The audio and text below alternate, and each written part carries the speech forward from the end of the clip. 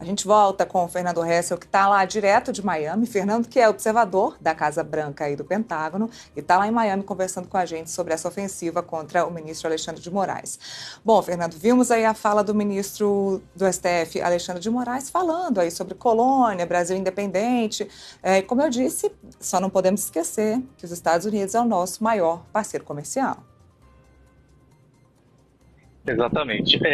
A gente precisa considerar algumas coisas aqui importantes, né? Eu tenho o maior apreço e respeito com os poderes brasileiros, principalmente o judiciário, mas isso não impede, por exemplo, que a gente pontue algumas coisas sensíveis aqui diante da fala do ministro Alexandre de Moraes. A gente pergunta por que ele está falando tudo isso, né? Qual é o objetivo? Para quem que ele está falando isso? Tudo bem que está sendo ali no momento do plenário, mas o americano não entende isso, até porque o judiciário americano trabalha de maneira totalmente diferente.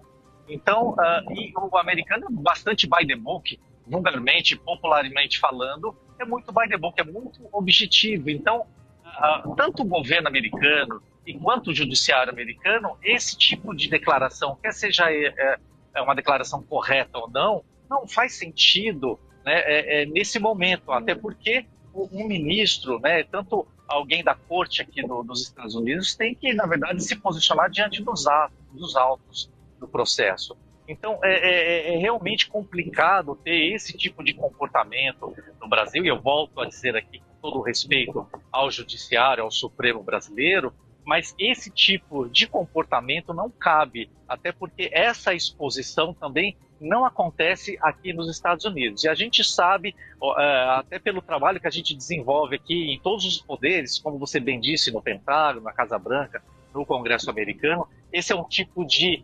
manifestação que não cabe. E, na verdade, acaba, complicando ainda mais a situação, essa relação comercial que se mistura à política e ao setor privado. Então, a gente tem que se perguntar para quem que ele está dizendo isso. A carapuça está servindo ou não? Está saindo em defesa ao governo brasileiro ou não? Então, a gente precisa ter bastante cuidado e acredito que o judiciário precisa ser melhor assessorado nesse sentido. E o que a gente preza, na verdade, é uma boa relação. Nós estamos falando aí de uma relação entre Brasil e Estados Unidos de 200 anos, ou seja, é uma das mais longevas relações diplomáticas que os Estados Unidos têm na sua história diplomática. Então, há de si também a gente observar que essa relação de 200 anos existem muitas coisas entrelaçadas que o próprio presidente Donald Trump não vai conseguir mexer.